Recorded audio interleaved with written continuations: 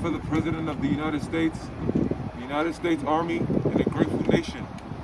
Please accept this flag as a symbol of our appreciation for your loved one's honorable and faithful service.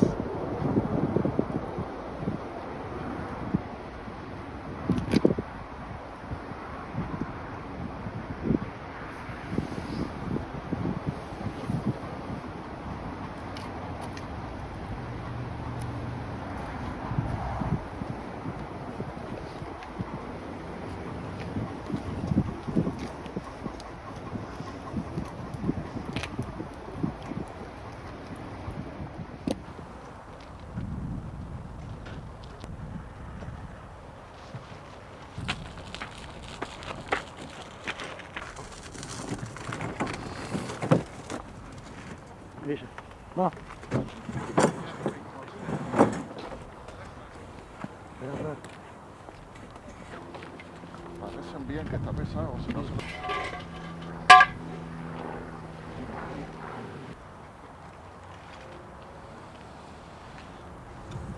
In the Jewish tradition, we separate between mourning and grieving. Grief is the feeling we all feel when we lose someone as special as Leo. And mourning is a special state of having certain ritual responsibilities that come with it. The first of which is the tearing of the ribbon, which represents the tearing of our souls. So I'm going to ask Dave and Jeff and Marcy to repeat after me. Baruch atah Adonai, Baruch atah Adonai, Eloheinu melech haolam, Eloheinu melech haolam, Dayan Dayan ha'emet, ha'emet, which translates to, praise you, Adonai, our God, ruler of all that is, who is the judge of truth. Now you want to rip the ribbon, you want to sort of rip upwards. Yeah. It's hard in the cold.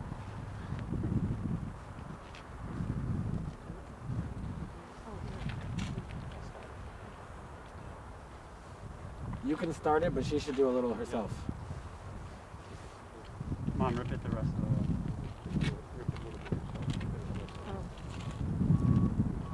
Great.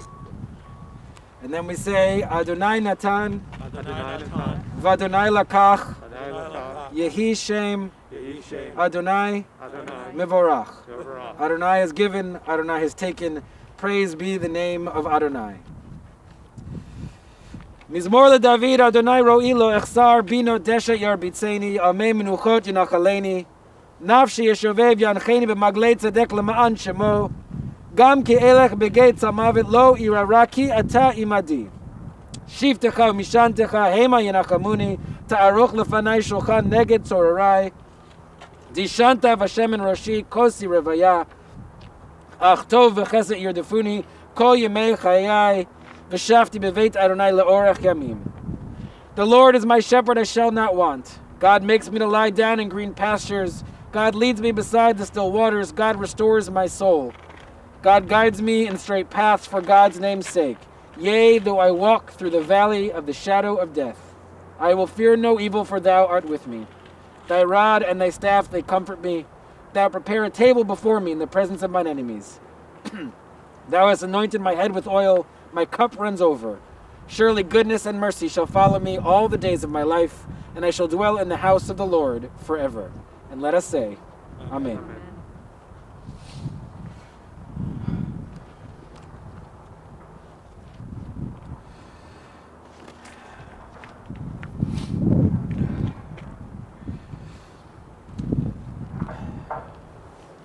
As the Jewish people, newly free, escaped from Egypt and wandered through the wilderness, they had a leader, a man named Moses, who, yes, did big things like hold up the rod while the sea split and bring the tablets down from Sinai. But the Torah also tells us that each day of the 40 years in the wilderness, Moses sat in his tent from dawn until dusk, meeting with the people. Each of the people coming to him with their problems, their concerns, talking to them, sharing whatever wisdom he had, comforting them, easing them into a new life. From what I have learned about Leo, it feels a little like Moses' spirit was alive in him. There was an image you gave me, Jeff, that really carried through for me and everything else that the three of you told me yesterday. It was when you were both young, out on that wonderful divine thing called a boat. You had decided to go see the big ship show in Manhattan. Giant ships, old boats, the whole thing. And on the way, a storm came. And the two of you and your mother huddled in the front, trying to stay safe with high waves and rain and wind. And your dad stood calm at the center console, kept you safe, and guided you back. You never made it to the ships, but you made it home safely. To me, that was everything I heard and everything else you told me. In that moment, Leo was the one who knew how to respond. Everything had shifted, but he was the one who knew how to respond. He knew that he was the one who needed to be the one to respond, and he knew how to prioritize. The boats didn't matter anymore. Safety is what mattered. That's how he approached his wife becoming ill. It was a roller coaster of illness back and forth. But he stayed by her side and took care of her. He stood at the center console of her life. The same thing with his dad. Leo felt at home on that boat. It was the place where things made sense. But if he was going to visit his dad every week at the nursing home, there wasn't time for it anymore. So he realized what mattered more was to go sit with his dad and bring him a big pastrami sandwich. Pastrami beat the boat that time. In the home that he and his wife shared and grew in Belmore, it was not about being the fanciest home on the block. It was not about throwing the best parties. It was about being the place that attracted the best people. Both Dave and Jeff said all their friends wanted to go to their house. All of the holidays, all of the weekend barbecues, each time their home became a place where people could be people, where the pressures of the outside world melted away, where a good conversation and some junk food was ready at hand. As a business person, all of the people he interacted with left with respect for Leo. They wanted to come back to Leo. Dave told me that at one point a shipment went to DC and the client called and said the lenses broke or whatever. I don't know anything about lighting. That was it. Great. And so Leo said, hey, you want to take a ride with me? And Dave said, sure. Where are we going? Washington, D.C. 5 hours each way to look at the lights for 10 minutes and say, yeah, those are broken. Because Leo said, I can stand at the console and I can make this right.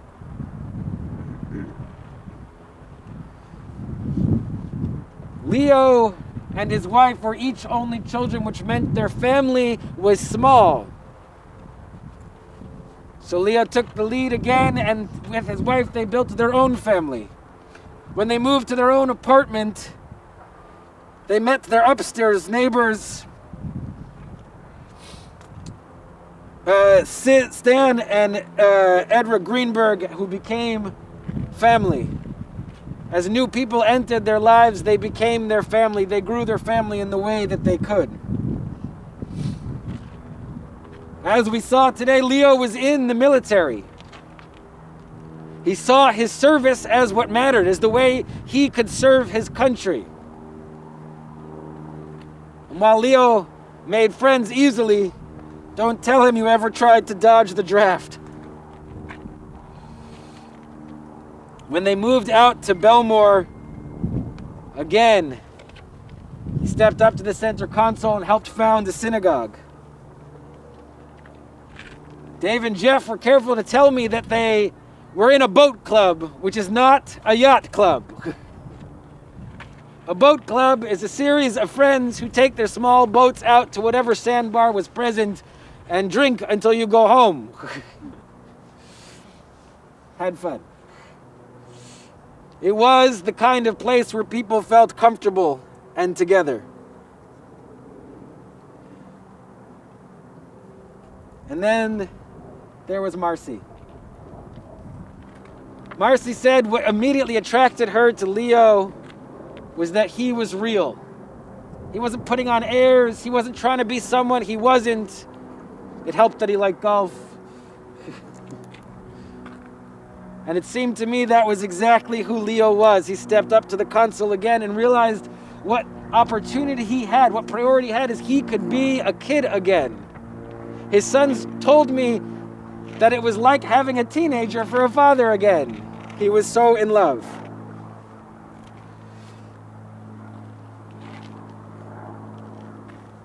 Leo grew up in a time when men were men. And yet somehow he already understood that it was okay to cry. It was okay to have feelings. It was okay to be sensitive, to be present in the world. And up until the end, Leo spent significant time every day, all day on the phone. Because people would call him and say, Leo, what do I do? Leo wasn't a lawyer, but somehow he was able to dispense legal advice. He wasn't a CPA, but he understood how taxes work. And yes, of course, he could help with the lighting. After all, he lit up the Empire State Building.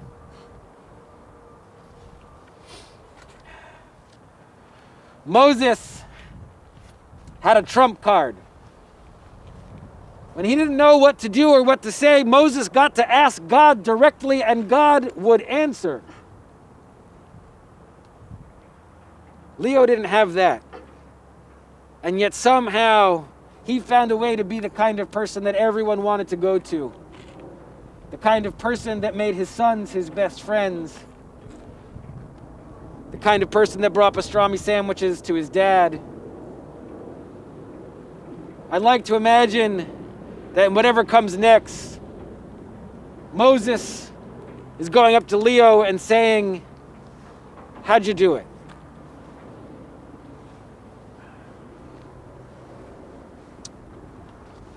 Everyone mourns in different ways, and not everyone has a video online producer for a son. This is the first funeral I've ever done with a lavalier microphone attached to my coat. And so we'll be having a number of different speakers in different ways. And some will share with words, and some with videos, and some will share silently with their hearts. First, cousins Susan and Bruce. And I'll step out of the way, and when you're reading, you can come to this spot.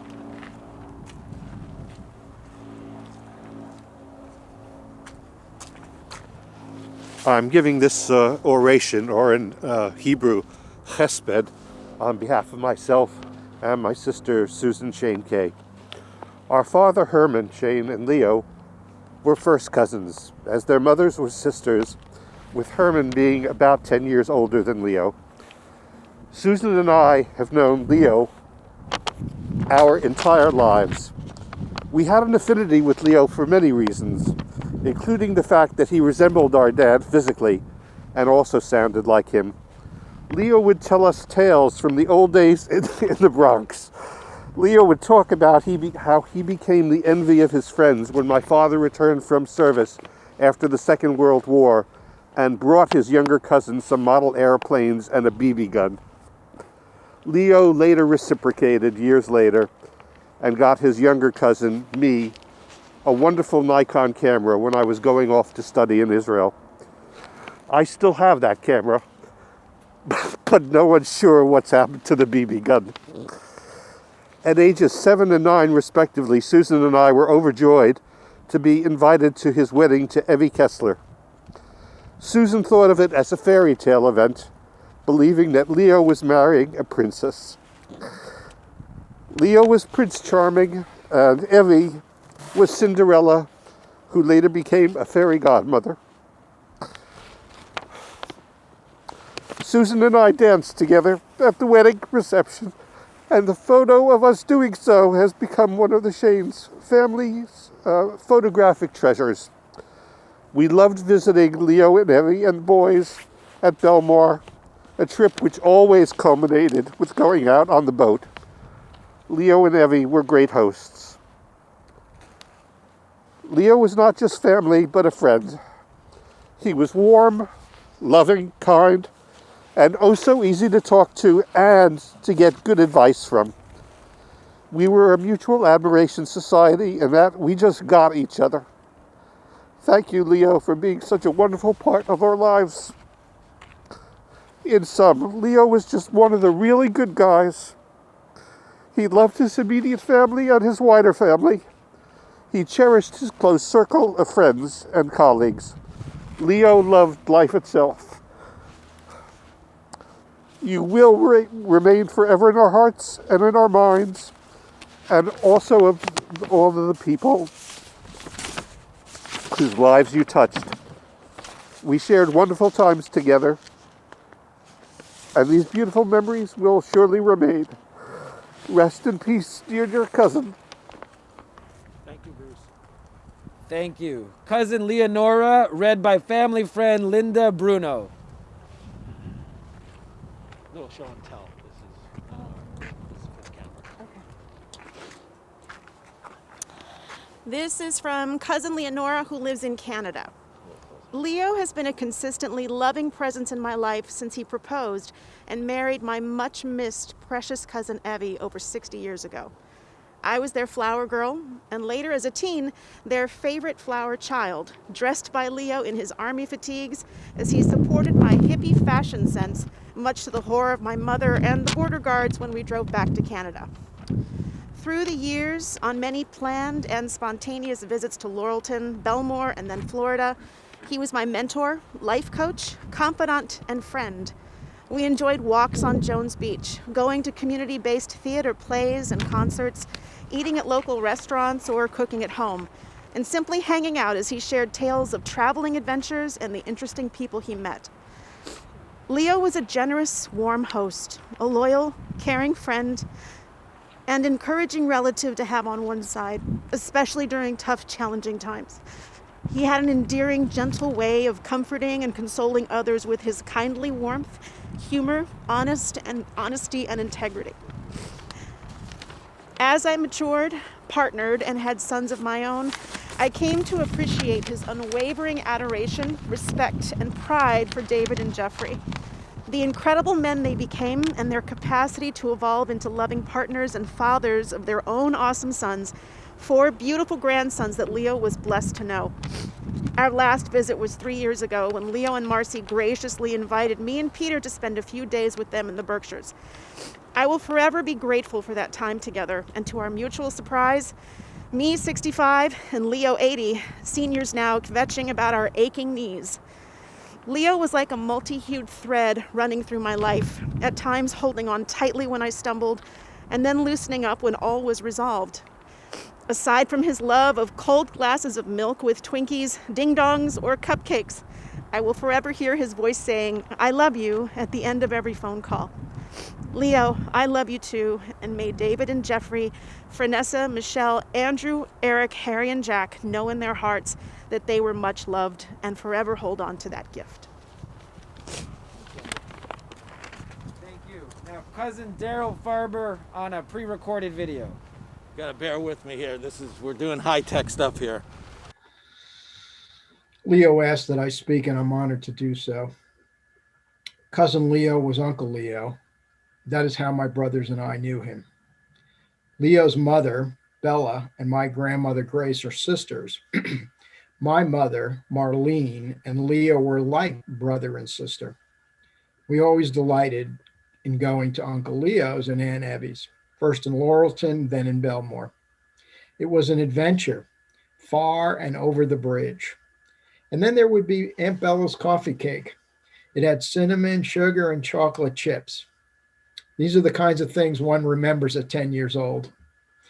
There were wonderful times with Uncle Leo at Lake Secor as well, boating with him and Uncle Joe. The cake was there also. My brothers and I cherish these memories. We talk about them regularly. Through the years, though, Leo never seemed to get old. Yes, he was 83, but Leo really was a young man, striving to know more, striving to do more. Leo and I had a wonderful conversation a few months ago over Zoom, and I was struck not only by how much he knew about politics, world affairs, and business, but it was his insights that I found fascinating.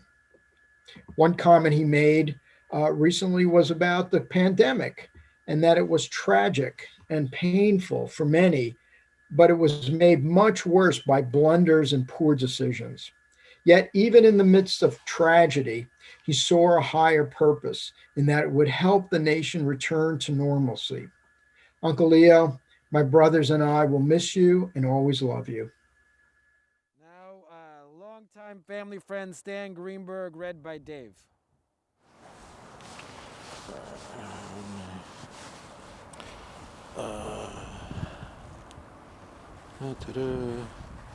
You know what? Can we skip on that? I'll come back to it. Ken, but the next one's not a video. That's all right. I'll play the video. Michelle Goldberg, Jeffrey's wife, pre-recorded video. Okay.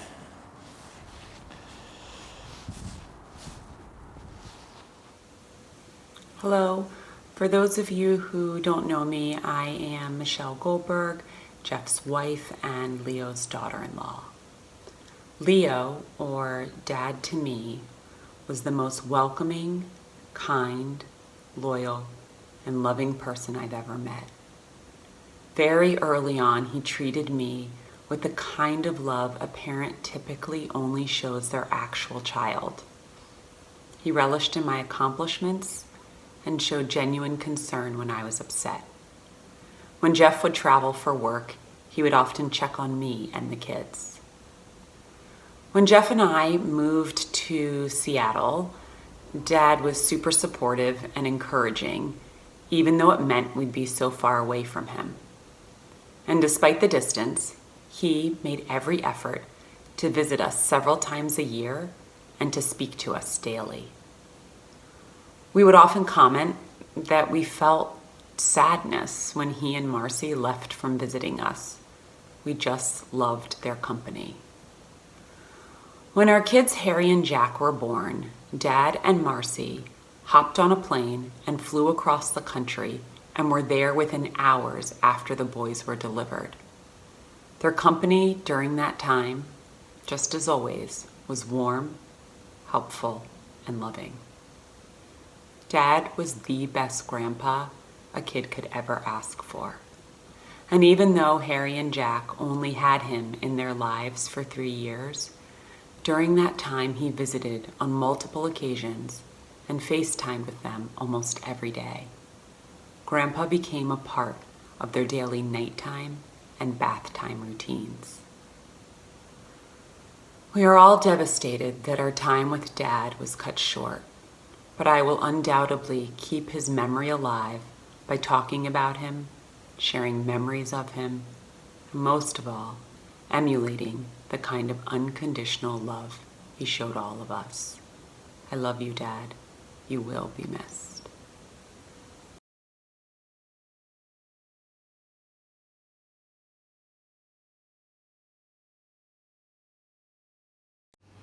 Is that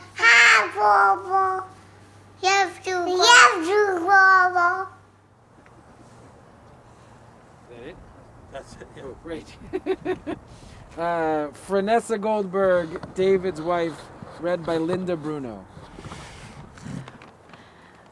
This is such a difficult time for the entire Goldberg family. Leo was the rock, David and Jeffrey's guide through life. He knew about finance, business, law, history, science, the arts, politics. He knew so much. He was always reading the Times, Wall Street Journal, Barron's, and his Bibles, the Costco Circular, and of course, Consumer Reports. He was always clipping articles and would take the time to summarize them and send them in the mail. The things that I will especially remember about Leo are the joy and pride he took in family. He was apparent that he spent a lot of time in the greeting card aisle because you would get the perfect card for whatever the occasion was. And it didn't just end with the perfect card. It also included a carefully written and thought out message. I have kept many of those and will always cherish them. Other random memories include his affection for ice cream and pizza, and he loved sharing them with anyone who would be willing to indulge. It puts a smile on my face thinking of Andrew, Eric, and Leo hunched over the tub of Edie's slow-churned cookies and cream. Leo was a fantastic dancer and would always barge in to steal me away from David at weddings and other celebrations. He was a better dancer than David. His dedication to showing up for his grandchildren was extraordinary. Andrew's baseball and basketball games, Eric's endless conversations about aviation, cranking up the pool heater when Andrew and Eric would be coming over to swim, the intense pleasure in hearing about report cards, test grades, or making the dean's list. His happiness-filled hellos and what's doin's upon arrivals for visits to Florida, and his teary goodbyes and big hugs each time we left to head back to New York. I'm sad that I didn't get to see him for almost a year, but so happy that he was part of my life for 35 years. I will miss him. Thank you, Dad. Longtime friend Stan Greenberg, read by Dave. It's better to have one friend of great value than many of little value. Leo was my friend of great value. We spent many vacations together, family gatherings, and even work business together. We cherished our great times together and helped each other through the hard times. We always enjoyed our friendship and considered each other as brothers. My children always called him Uncle Leo and Evelyn, Aunt Evie. David and Jeffrey are our nephews. Their families are part of our family. We will miss him very much. There is no replacement for him. Leo will be in our hearts forever. God bless you, Leo Goldberg. Andrew Goldberg, David and Fernessa's son. I'm reading this for Andrew. My grandfather was a man born and raised in the Bronx who loved sports, his 2 sons and his grandchildren. Poppy, thank you for being a New York sports fan. Thank you for going to all of the sporting events I would ask you to. The Yankees, Mets, Knicks, and Rangers, even though you're an Islanders fan. Thank you for being there when I needed you, for taking me to get haircuts, grocery shopping, and helping with my laundry, and helping me study in subjects like statistics. And most importantly, thank you for being everyone's #1 supporter. That's my favorite thing about you and what I want to live up to myself.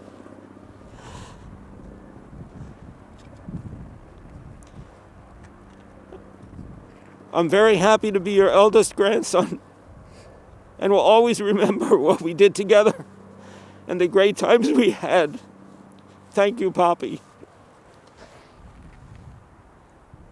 Eric Goldberg, David and Fernessa's son.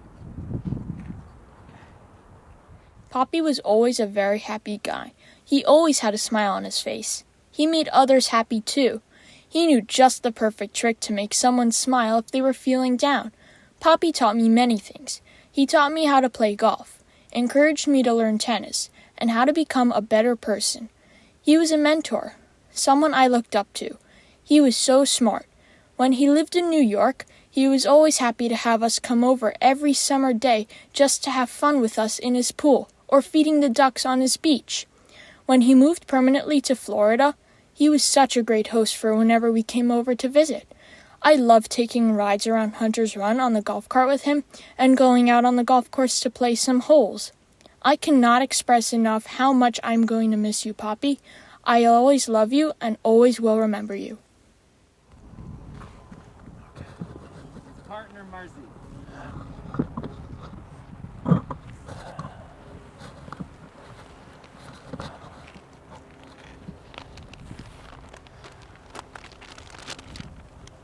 I'm going to take this off. Leo and I both widowed, met through a mutual friend in May 2005. By September, we were together as a couple. I was struck at first by Leo's easiness. He didn't have any hang-ups and no hidden agenda. We both missed sharing our lives with a partner. That was 15 years ago. Our relationship developed into, quote, almost a husband and wife, quote. It was a marriage without a certificate. We had a wonderful life. We traveled to Europe, Southeast Asia, China, Israel, and around the US and Canada. We eventually moved to Hunter's Run in Florida and truly enjoyed the good life, playing tennis and golf, attending theater, enjoying a wonderful social life, even playing canasta together with other couples. Most importantly, we shared the same values, each of us appreciating ours and each other's families, together and as one unit. We loved each other while embracing our past lives. Leo was the one you could count on. He was so bright, knowledgeable, and willing to help anyone who had a problem. Of course, his most sought-after info was lighting related. He was the guru. He also had a tool for everything and everyone, even the workmen. For the past year, he was treasurer for Bristol, a position he truly enjoyed. Even though he theoretically retired from business, he dabbled, loving that customers were still calling. Second and third relationships are different from first ones. So many more aspects can be sticking points. We were lucky to have had two beautiful families willing to accept and enjoy each other, together and separately. One thing I admired most about Leo was the close relationship he had with his sons and grandsons. He was truly a best friend to David and Jeffrey, while still being the wise father. He relished his lunches with Andrew, talking sports and even doing his laundry when Andrew was at Lynn. Eric and Leo bonded over golf, trains, and planes. Thanks to FaceTime, Leo was able to see Jack and Harry almost every day, even though they lived across the country in Seattle. He was so looking forward to spending more time with them now that they were moving back east. Never having had a daughter, Leo truly thought of Fernessa and Michelle as his daughters. Even though they didn't speak often, he loved them dearly and was so happy his sons had found such good mates and were raising their families with the same values he treasured. He was always on hand with advice for my boys, Daniel and Michael, for business and family issues. I cannot not mention the role Costco played in our lives. It's hard to imagine living without my personal Costco shopper. I'm sure Costco will miss him also.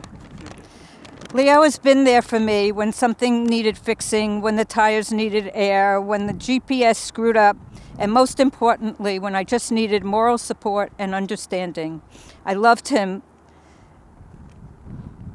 for all of that and more. I love you, Leo. I was hoping for more time together, but I'm so lucky to have had you in my life for the last 15 years. Thank you for giving me lemonade after life had given me lemons. You'll always be in my heart. Leo's son, Dave.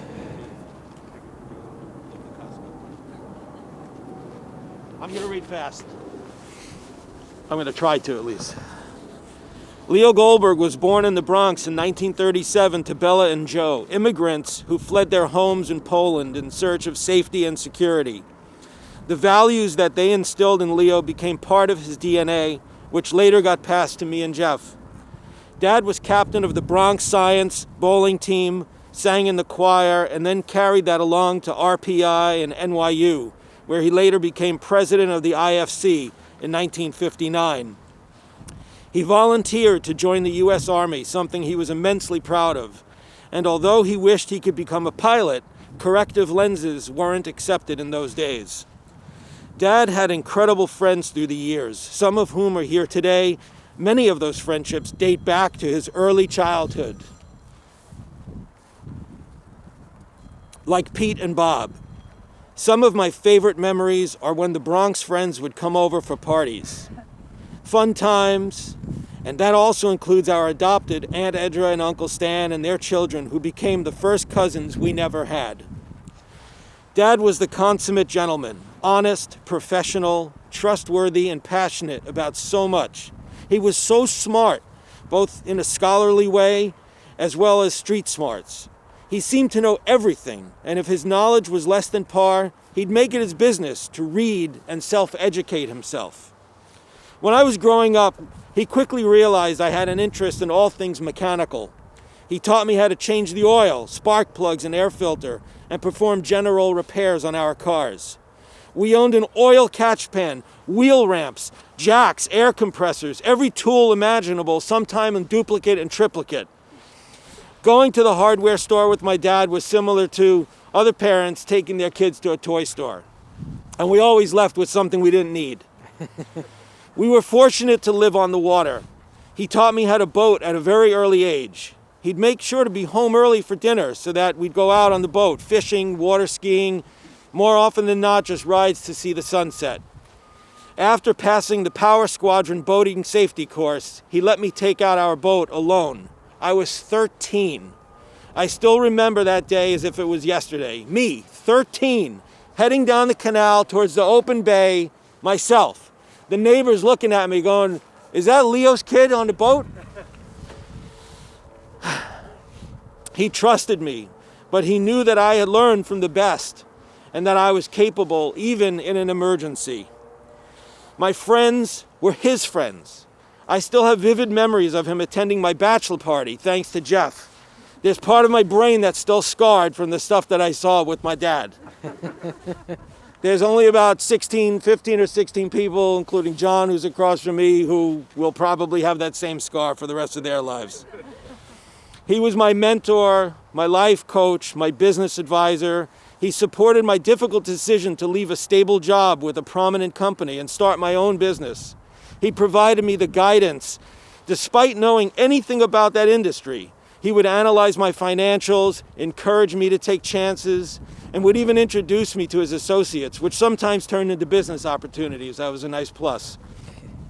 A great memory was when he accompanied me on a sales call in Pennsylvania around 2000, which turned into my biggest sale at the time. He was so proud of me, and I was proud to have him there witness that. I told him he was my good luck charm that day. It goes without saying that Dad was the most incredible husband to my mother, Evie.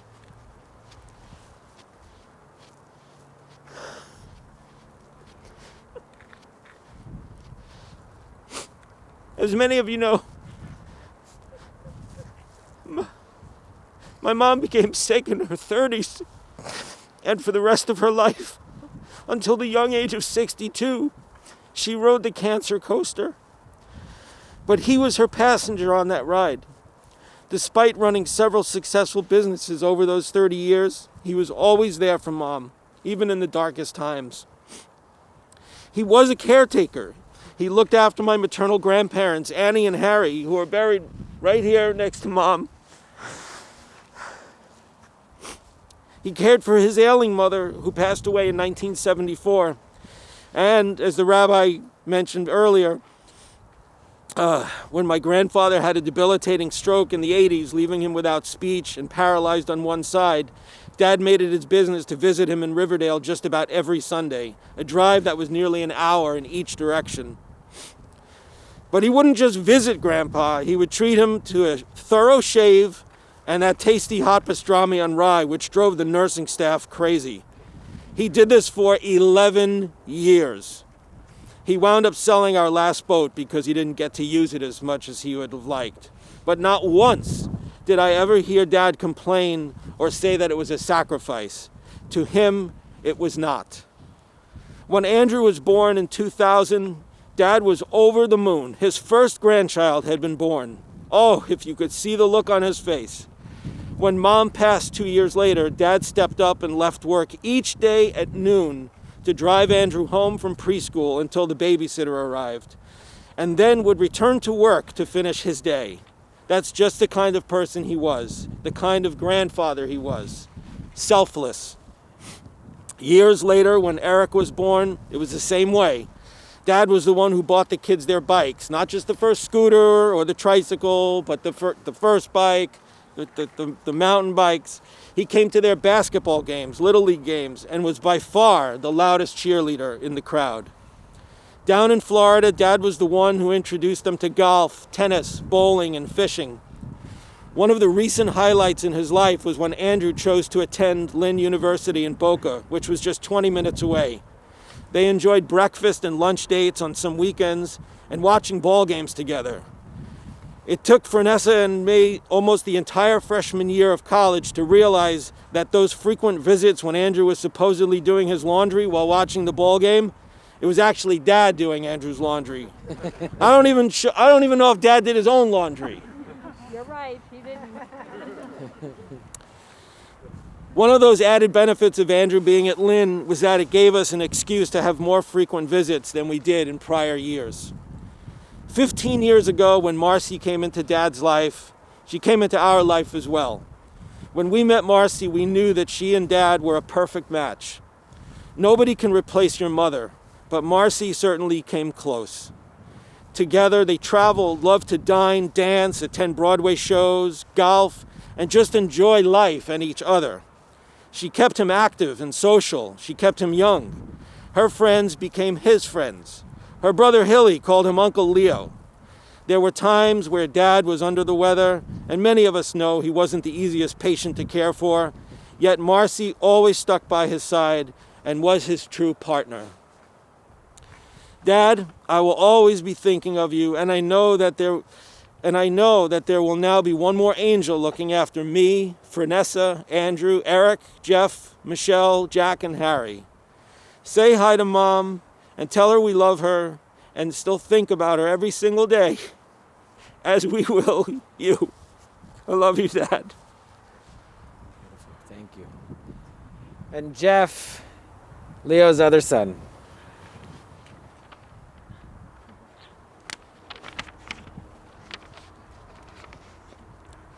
On behalf of David, Marcy, and the rest of the family, I want to express my gratitude for the hundreds of messages we've received over the last few days, for those who have taken time to view the live stream of this service, and for those attending in person.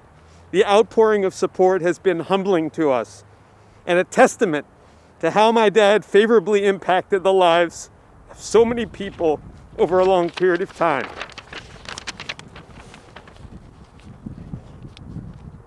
My father was the most important person in my life, and he was my hero. And so saying goodbye to him Sunday and burying him today are two of the hardest things I'll ever do. It's true that in this time of grief, we have much to celebrate.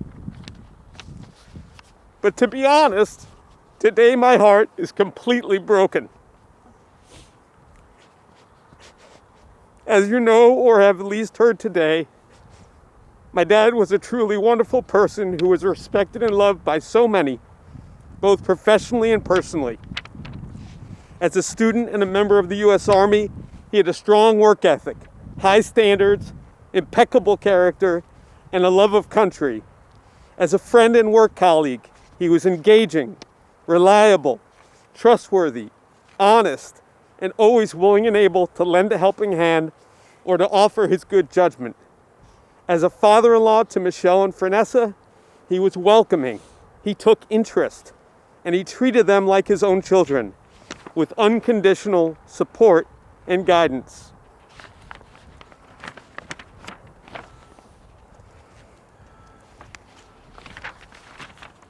As a significant other to Marcy for the last 15 years, he was caring and a loving partner. As a son to Joseph and Bella, and as a son-in-law to Harry and Annie, he was doting and dependable. As a husband to my mother Evelyn, he was extraordinary. They had such an amazing life together over the course of more than 40 years, and watching how my dad cared for my mom during the many years she battled cancer, up to and including the end in 2002, was nothing short of remarkable.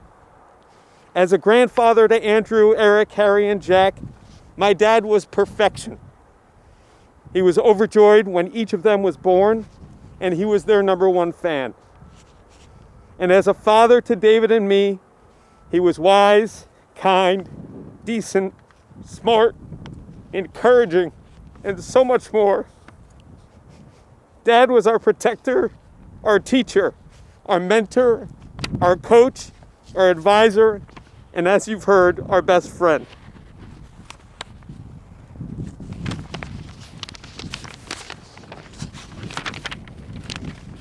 Over the past several days, I've been consumed by cherished memories. As a young boy, I remember that when my dad would come home from work each day, he would often stop off and buy me a 25-cent package of baseball cards. I couldn't wait to see him when he got home from work each day, and I was always thrilled when he brought me those cards. I remember him attending all of my Little League baseball games, karate tournaments, ice skating lessons, and tennis matches. He was deeply involved in my daily life and never absent. I remember him taking me to Game 6 of the 1986 World Series between the Mets and the Red Sox. We stayed until the very end, of course, and together we witnessed arguably the greatest baseball game ever played. When I was about to start applying for colleges, I remember asking my dad if there were any financial limitations that I should keep in mind. He said to me, "Just get into the best school you can, and I'll figure out the rest."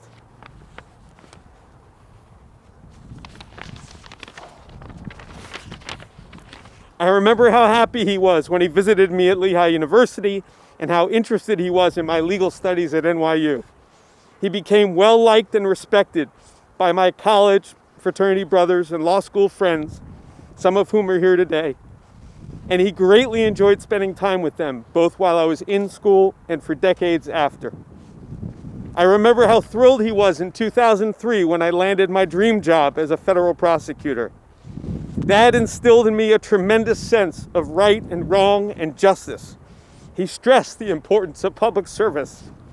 And I think he was most proud of me, professionally speaking, when he would come to court and see me representing the United States. I remember when I told him in 2014 about an exciting new job opportunity, but one that would require me to move to the Pacific Northwest. He knew that would mean I'd see him far less often, but he selflessly encouraged me to do whatever was best for my career. I'll, of course, always remember him walking me down the aisle in 2016 and hearing him deliver a beautiful keynote wedding speech. 1 year later, in 2017, Dad and Marcy were the first to arrive in Seattle when Harry and Jack were born. I'll never forget my dad welling up when he walked into the hospital room and when I told him that Jack's name, Jack Benjamin, was in honor of my dad's parents, Joseph and Bella.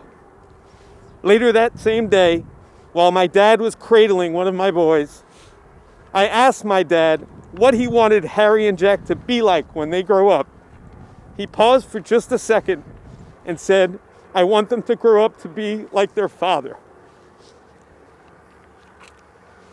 To my Harry and Jack, who are with Michelle in Seattle, one day we'll sit down together and watch for the first time a video recording of some funeral service held in New York in late 2020. After being fascinated by the military honors bestowed on the person being buried, you'll hear a rabbi and others speaking in glowing terms about a man you might not at first remember.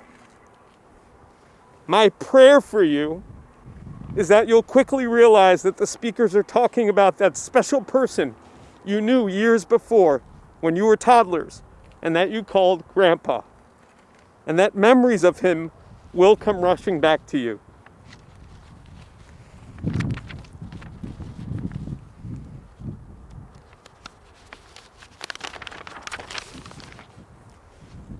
David, the pain we feel today is the steep price we must pay for being blessed with a truly great father.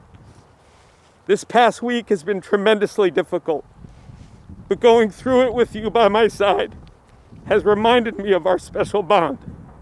We've now lost both our parents, but I still have my reliable and loving older brother, and that brings me great comfort. We're so fortunate, especially in light of the pandemic, to have had the opportunity to kiss our dad's head and hold his hands while he died. I have no doubt that his last wish would have been to have both of his sons by his side when he took his last breath.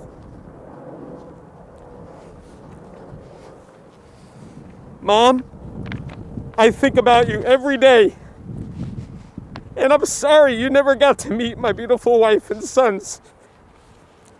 I came here a year ago to visit with you. I updated you on my life, and I reminded you that one day in the future, Dad would be reunited with you in spirit, and that he would tell you all about Michelle, Harry, and Jack. It makes me feel good knowing that over the past 3 days, Dad's been bringing you up to speed. I know you and Dad will be watching over us for eternity. I love you, Mom, and I miss you terribly. In closing, I'd like to restate what I wrote to many of you on Sunday. I'll forever be shaped by my dad's character, example, wisdom, guidance, empathy, love, and support. I simply couldn't have wished for a better father. Dad, I'll tell you again what I told you just before you died. Thank you for being such an amazing father. You've given me a lifetime of wisdom and lessons. I promise to follow your good example in every aspect of my life and to continue making you proud. I already miss you so much, and I'm sure, as with Mom, that I'll think about you every day for the rest of my life. I love you, Dad.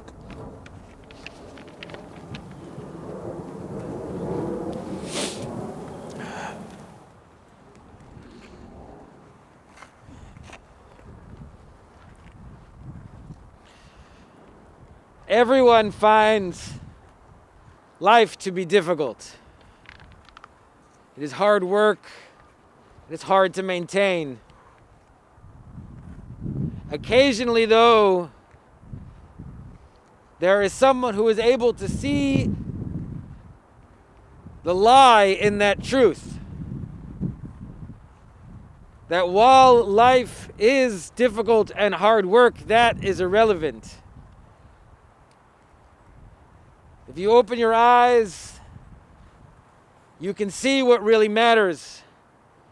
And you can make the choices to put those people in your life first. The El Malay Rachamim prayer prays for two things. The first is the ease of passing of the soul from this world to the next. And the other is a prayer for us. For us who are still here to have the strength to pick up where Leo left off. It's fitting that he made the gels that lit up the Empire State Building, because his presence clearly lit up the lives of others. When I chant these words now, when I call out to God, I'll have in mind trying to remember Leo and all that he stood for.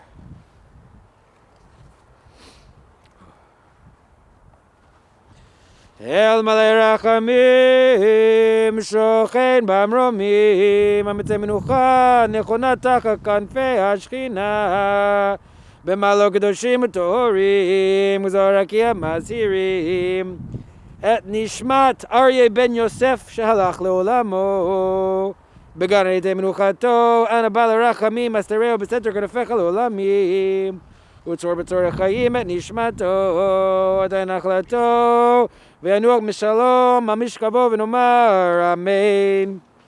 Exalted, compassionate God, grant infinite rest in your sheltering presence among the holy and pure. To the soul of Leo Goldberg was gone to his eternal home. Merciful One, we ask that our loved one find perfect peace in your eternal embrace. May his soul be bound up in the bond of life. May he rest in peace, and let us say, Amen. You get the gloves.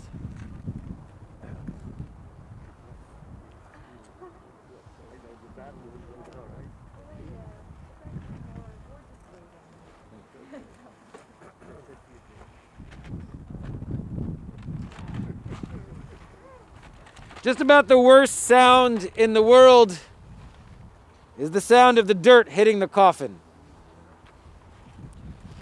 The only thing worse than the sound is the feeling we all have when we lose someone like Leo.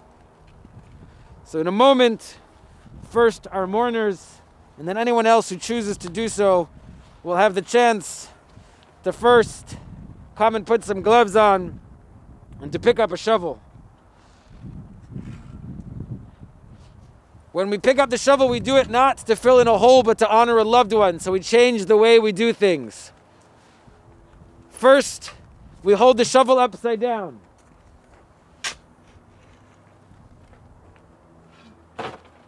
And then 3 times. That was the first, and then 2 more.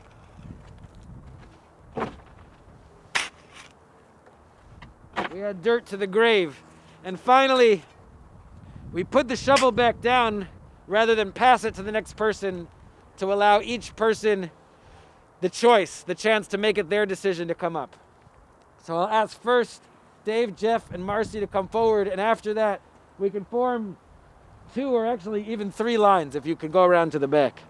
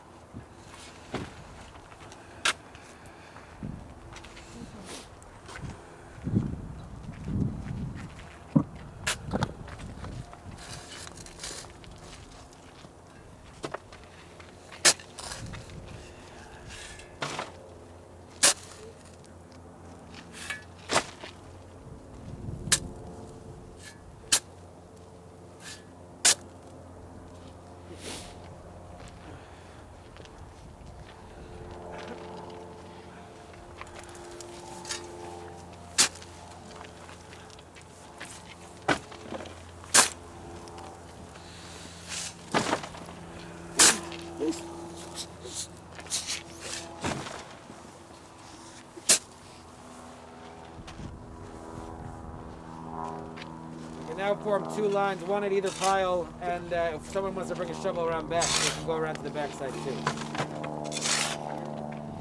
You can go either way. From this side, there's 3 piles of dirt, so you can go from wherever. I just don't know if there's a shovel on the other side. We have to take it.